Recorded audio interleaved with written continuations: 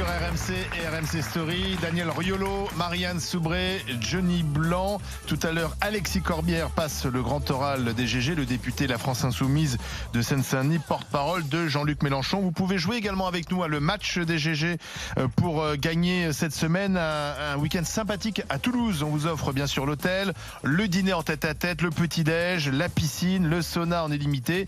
Pour ce week-end sympa à Toulouse, vous participez au match en envoyant le mot match par SMS au 7 32 16. Qui est la grande gueule du jour? Eh bien, ce sont des maires, des adjoints aux maires de France qui s'associent pour dénoncer la situation réservée aux demandeurs d'asile, aux réfugiés en France. RMC, la grande gueule du jour. Les migrants, il faut qu'ils soient pris en charge dès le départ. C'est-à-dire qu'il y ait effectivement un centre d'accueil, qu'il y en ait même plusieurs, mais équitablement répartis sur tout Paris, de façon à ce qu'il n'y ait pas qu'un seul secteur qui le supporte. Et il faut qu'il y ait un examen très rapide des situations qui se présentent et qu'il y ait soit la personne répond aux critères de l'asile, à ce moment-là, il entre dans une démarche, dans un processus d'intégration, ou alors, si ce n'est pas le cas, retour au pays d'origine. Alors, plusieurs maires et adjoints aux maires sont à Paris aujourd'hui. Ils viennent de Nantes, Bordeaux, Rennes, Strasbourg. Ils se rassemblent autour d'Anne Hidalgo, la maire de Paris, pour une conférence de presse commune. Pourquoi? Parce qu'ils demandent à être reçus par les autorités, par le ministère de l'Intérieur, le ministère du Logement.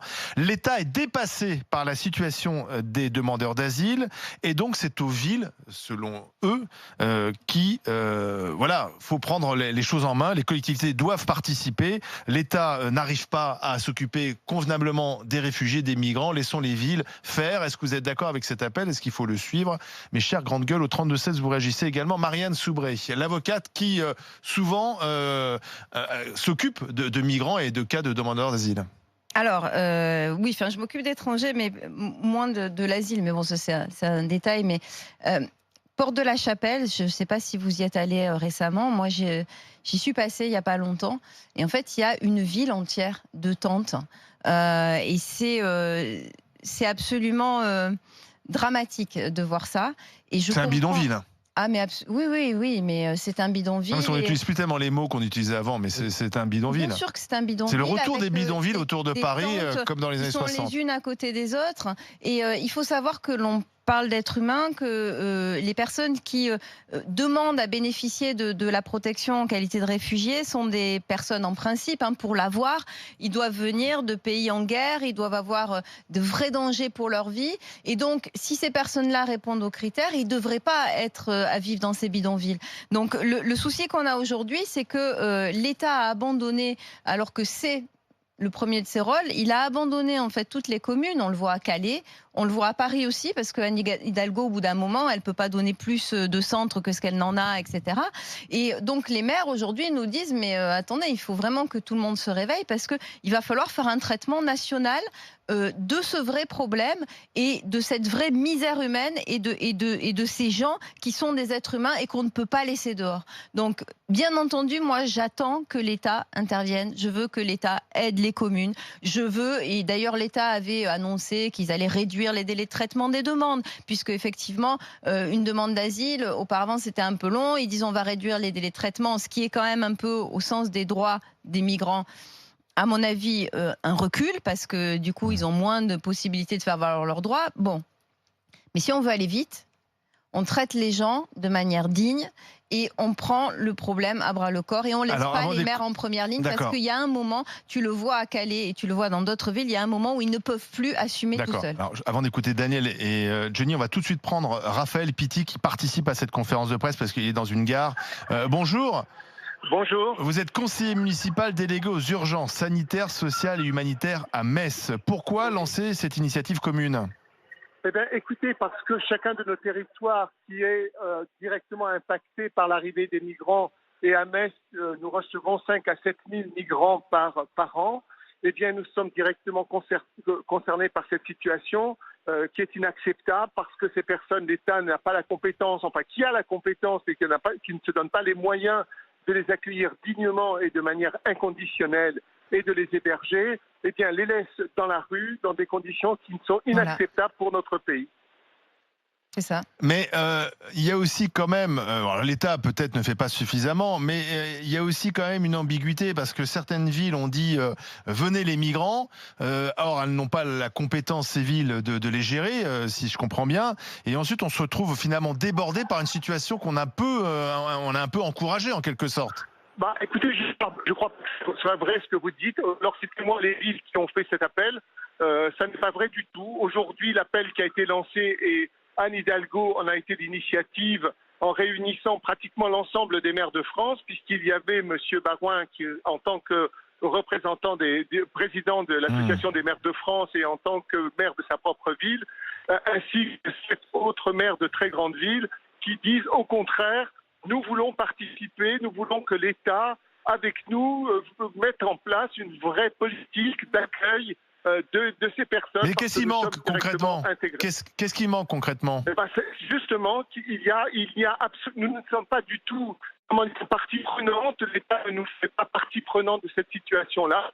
Or, c'est nous qui sommes sur les territoires et c'est nous qui, sur les territoires, subissons en même temps cet afflux de personnes qui vivent dans des conditions indignes et qui créent forcément pour le voisinage des nuisances. Et donc, nous voulons participer à cela. Alors le problème c'est qu'aussi ces personnes restaient longtemps dans une situation de demande d'asile. Là la loi asile-immigration qui a été votée par le gouvernement prévoit de réduire à 6 mois le durée justement de traitement des demandes d'asile. Est-ce que ça va pas dans le bon sens ? Écoutez, le droit est respecté de ces personnes, ça va dans le bon sens, bien évidemment, mais à condition justement que ce droit de la personne ne soit pas dénié. Et qu'est-ce qu'on fait de ceux qui restent alors qu'ils ont été déboutés ?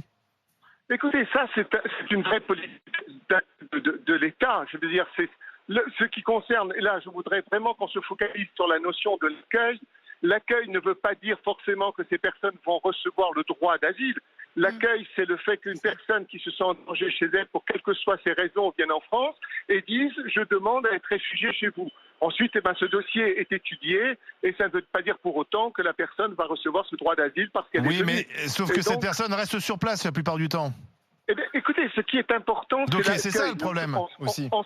Ce qui est important, c'est l'accueil. On se centre sur l'accueil. Oui, mais nous avons en France que 0,4% d'arrivées, c'est-à-dire à peu près 100 000 sur les 10 dernières années. C'est le chiffre exact et même en baisse. Il n'y a pas de crise migratoire au sens propre. Il y a par contre une précarité qui augmente de plus en plus, qui fait que les centres d'hébergement sont aussi remplis par nos concitoyens, du fait justement de cette précarité qui va en augmentant, au même temps qu'il y a des personnes certainement qui sont en situation irrégulière. Tout ça crée un véritable problème, mais ça ne veut pas dire qu'on n'ait pas de solution à proposer. Ça veut dire tout simplement que l'État accepte que nous soyons des partenaires parce que ça concerne l'ensemble du territoire et que nous soyons autour de la table pour mettre en place une vraie politique de l'accueil. Et je dis bien de l'accueil. Johnny Blanc qui voulait réagir. Je trouve que le problème qu'on a en France sur l'accueil des migrants, c'est que souvent c'est une vision politique. Alors il y a celui qui est contre les migrants et qui veut pas en voir, et celui qui dit en fin de compte on en accueille 100 000 par an, c'est quand même pas grave, on peut les intégrer facilement. Et je pense que c'est ça le problème, c'est qu'on a vraiment toujours... Encore, vous faites une erreur, vous dites 100 000 par an que nous accueillons et que nous devons intégrer. C'est faux, on n'intègre que 40 000. Les 100 000, ce sont les 100 000 demandeurs, mais les 100 000 demandeurs. Oui, mais vous savez très bien qu'ils repartent pas, donc de toute façon. Mais c'est même pas le problème. Tournez-vous vers le gouvernement. Mais c'est pas le problème. Mais c'est pas le problème du chiffre. Faut tout traiter dans ce cas-là. C'est pas le problème du chiffre. Le problème, c'est qu'on est sur un affrontement. Ce qu'il faudrait en fin de compte pour que les choses avancent, c'est qu'il y a un politique qui s'empare de ce sujet-là, mais qui soit ni pour ni contre, qui traite juste une question d'accueil. Et c'est ça le problème. Et je pense qu'on fait des campagnes de prévention. Oui, mais. Bien sûr qu'ils demandent, mais je pense que y a un parti pris aussi dans les positions des gens. Et je pense qu'il faut traiter ça sans aucun parti pris. Et je pense qu'en France, on fait des campagnes sur un tas de choses et sur l'immigration, strictement rien. Je pense que dans les communes où on a mis des centres, où il y a des jeunes qui sont arrivés, on l'a vu chez nous en province, où on regroupe 20 à 30 personnes qui ne peuvent pas travailler, qui ne peuvent rien faire. Donc c'est tout ça qu'il faut voir. C'est pas juste le fait de les accueillir et de les héberger. Mais justement, c'est bien ça le problème. Ils attendent qu'on réponde à leurs demandes. Quand un village, tu vois arriver 30 jeunes comme ça sur un trottoir d'un coup, les gens sont un petit peu inquiets quand même. Donc quelque part, il faudrait qu'ils aient le droit de bosser, même s'ils peuvent pas rester après, mais au moins qu'on leur donne des droits. Si c'est juste pour dire voilà, on te donne un toit, une gamelle, et tu fais pas de bruit, tu sors pas de là et tu nous emmerdes pas, je vois pas bien l'intérêt, quoi. Donc c'est pas qu'une question d'accueil, c'est une question de vie en général. Donc en fait de parcours d'intégration. Et tout à fait. Moi ça me paraît beaucoup plus important que juste le fait d'avoir. Raphaël Pitti. Oui. Ben, je suis d'accord avec vous. Il faut que nous ayons une vraie politique en ce qui concerne cette politique de l'immigration. Il faut que nous ayons une vraie politique de l'accueil, une vraie politique de l'intégration, etc. Il faut tous les accueillir. J'avais demandé au gouvernement que nous mettions qu'il y ait un secrétaire d'État chargé de la mise en place de cette politique. Et cette politique se construit avec l'ensemble des citoyens français de manière à ce que ce soit clair pour tout le monde. Le fait de laisser errer des milliers de personnes dans les rues et de la façon dont ils sont, tout ça crée un sentiment d'invasion vis-à-vis de nos concitoyens et fait monter justement le rejet de ces populations. Ils ne sont pas si nombreux que ça, mais c'est les conditions même de notre hospitalité qui posent problème.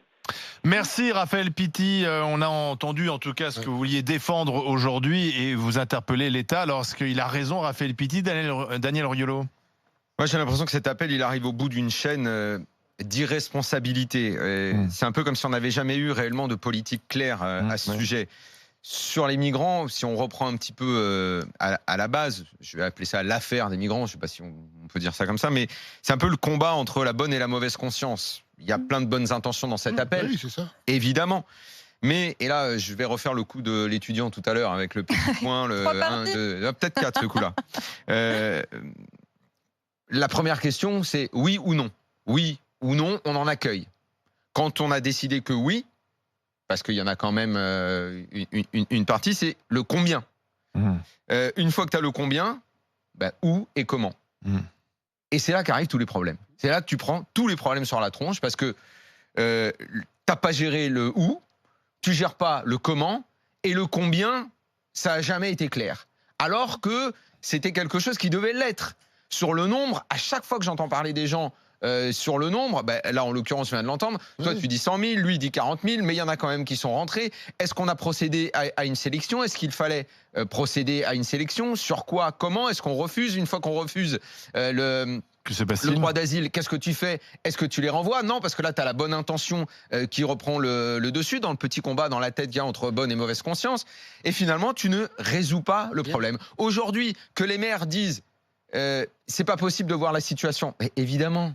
Et je sais pas, à part si on n'est jamais sorti du centre de Paris, on a tous été confrontés à cette vision des bidonvilles. Tout ça. On dit mais c'est pas possible. Et la plupart du temps, il faut être honnête, tu tournes la tête, tu dis merde, de toute façon, je vais pas pouvoir régler le problème moi, donc il faut que quelqu'un le règle. Ça va être un politique, ça va être mon politique à moi, le maire, ou ça va être le gouvernement. Et là, j'ai l'impression qu'ils se renvoient la balle. Si aujourd'hui les maires, on leur donne le pouvoir de gérer ça, pourquoi pas? Peut-être qu'eux savent où ils vont pouvoir les héberger dans leur ville. Peut-être qu'eux vont savoir quelle somme allouer à l'accueil de ces migrants. Quoi faire d'eux ensuite? Parce qu'ils ne peuvent pas rester là comme ça, sans rien faire dans des locaux et à attendre soit qu'il y ait une offre d'emploi ou pas une offre d'emploi, de quelle façon ils vont s'intégrer à la société française ou pas. Mais là, c'est le grand flou total. Et le débat ne se résume uniquement à une chose, c'est pour ou contre les migrants.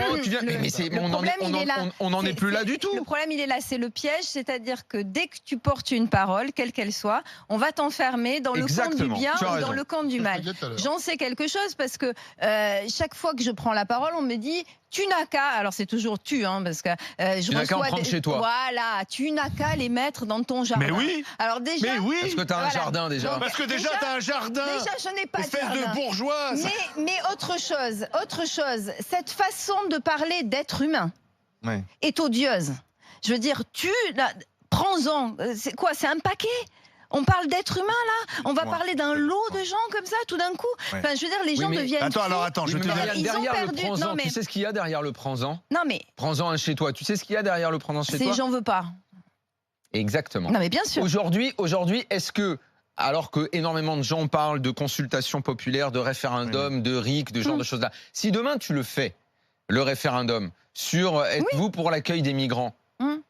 Oui, mais la vraie question, elle n'est pas là. Non, mais moi, je vais te dire.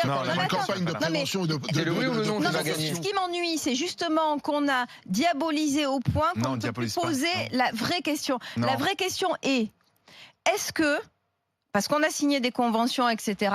Est-ce que on a un devoir vis-à-vis d'un être humain qui fuit un pays en guerre et qui risque des persécutions? C'est pas ça le débat. C'est pas ça le débat.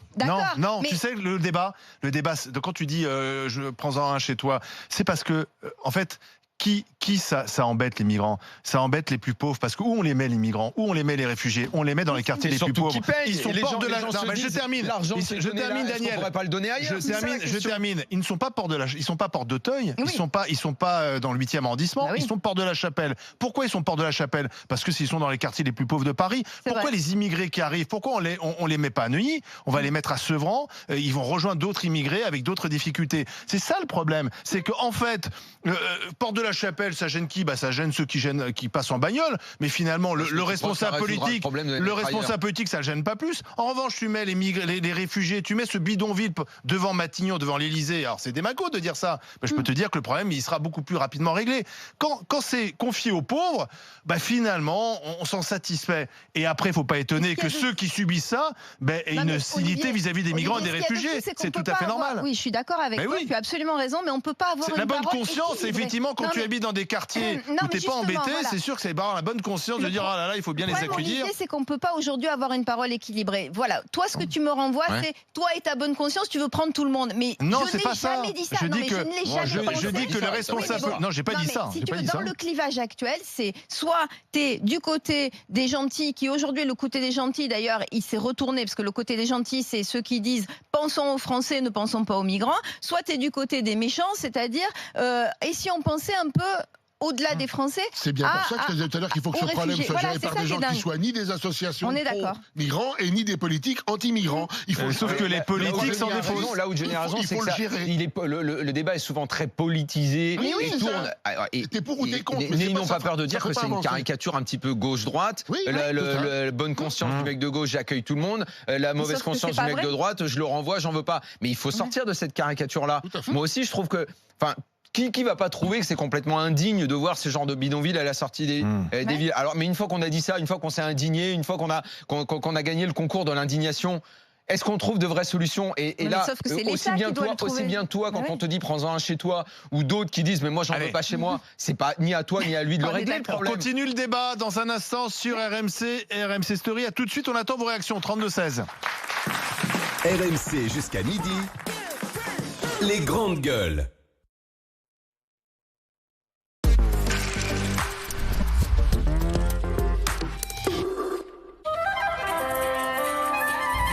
Les camions sont pleins de lait, les balayeurs sont pleins de malais. Il est 5 heures.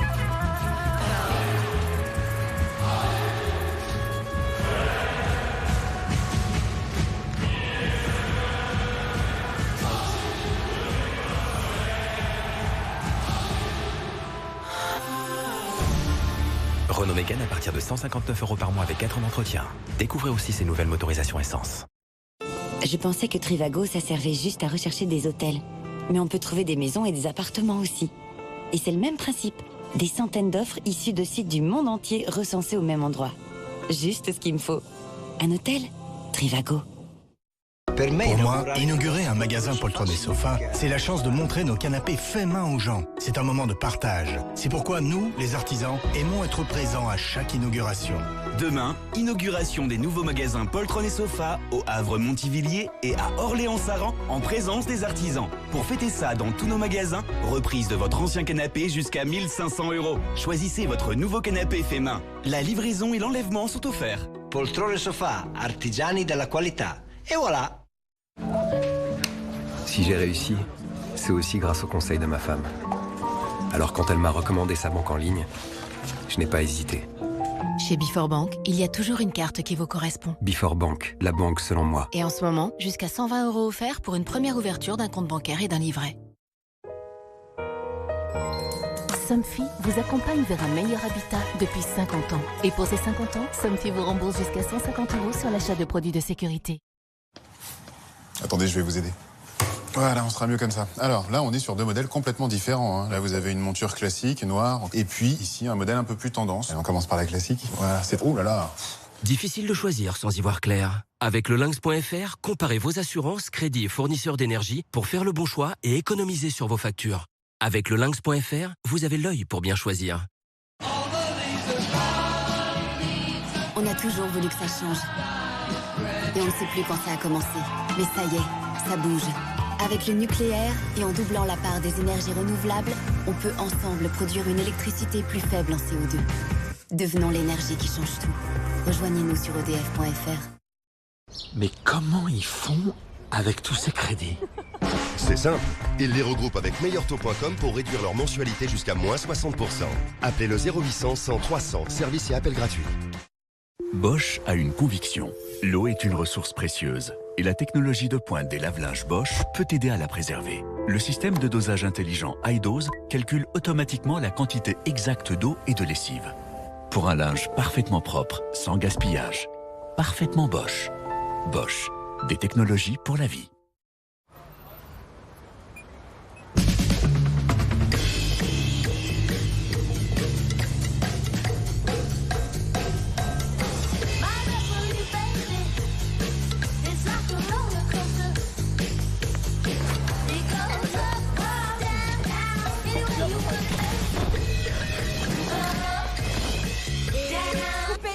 Pour tous ceux que vous êtes. Nouveau T-Cross.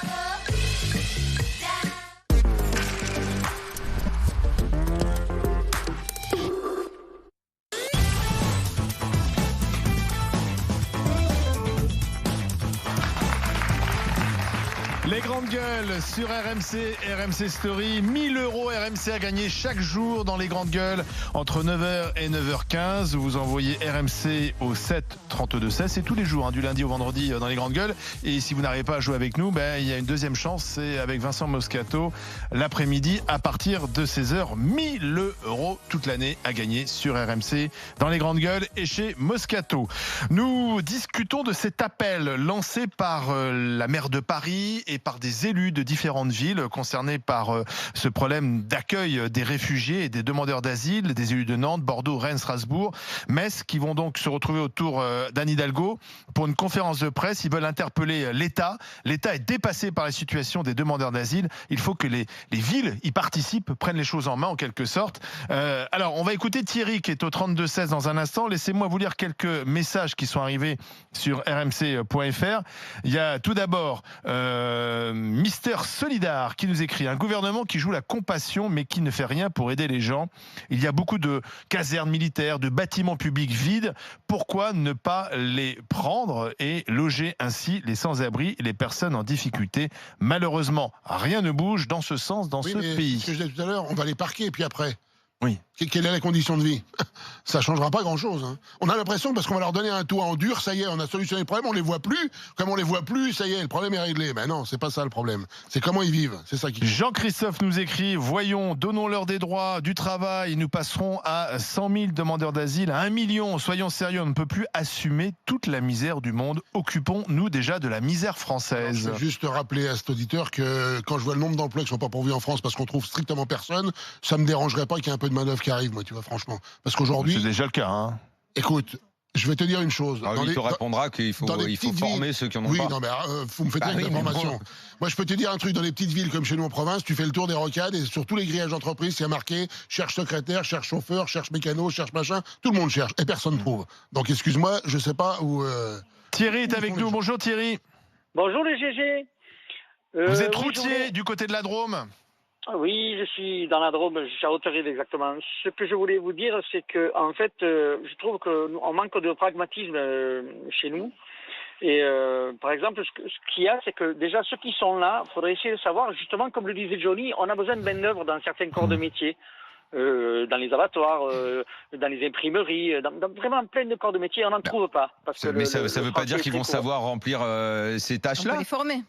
Oui, donc si tu formes eux, on va te répondre comme ils ont formé les Français qui ont pas ceux qui sont les plus démunis, qui n'ont pas de train. Daniel Riolo disait tout à l'heure, il faudrait savoir combien on en prend, comment, etc. Et je ne suis pas tout à fait d'accord, Daniel, sur tout le respect que je vous dois. Je dirais que d'abord, on doit savoir pourquoi. Et donc, on détermine combien on a besoin de gars, par exemple, pour travailler chez Johnny. On en a besoin de combien? On en a besoin de 5. À ce moment-là, on file à Johnny les 5 personnes. On dit, bon, voilà, tu les formes et tout, tu t'en occupes. S'ils sont bons, bienvenue. S'ils sont pas bons, ben, il rentre maison. C'est aussi simple que ça. Il rentre maison, ça veut dire quoi? Il rentre maison, ça c'est un autre problème, ça. Savoir exactement ce qu'ils viennent chercher, et nous, on sait exactement pourquoi on va les accueillir et les recevoir.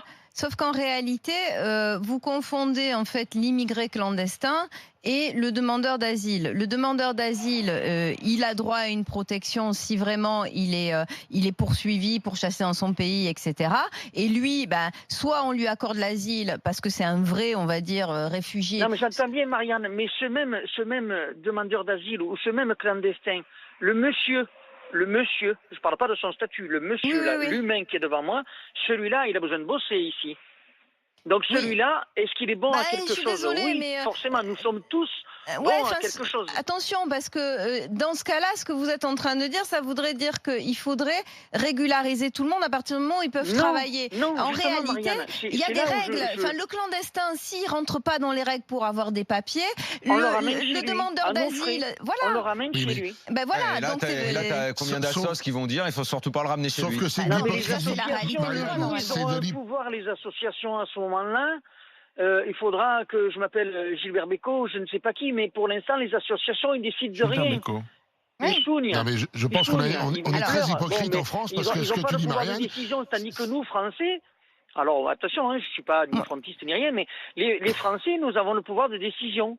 Moi, je crois qu'en fait, le souverain dit on accueille les gens parce qu'on en a besoin, exactement comme les Canadiens, les Allemands. Mais ça, c'est ce qu'on appelle entre guillemets l'immigration choisie. Mais en fait, il ne faut pas oublier quelque chose quand même, c'est qu'un clandestin, pour le renvoyer chez lui, en termes d'escorte, de centre de rétention, etc., il coûte 20 000 €.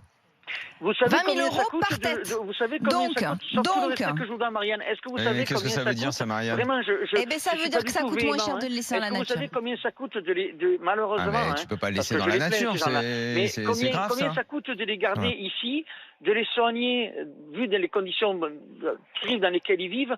Est-ce que vous pensez vraiment que ça nous coûte moins cher de les garder des années, les pauvres? Attention, je les plains, je suis pas du tout véhément.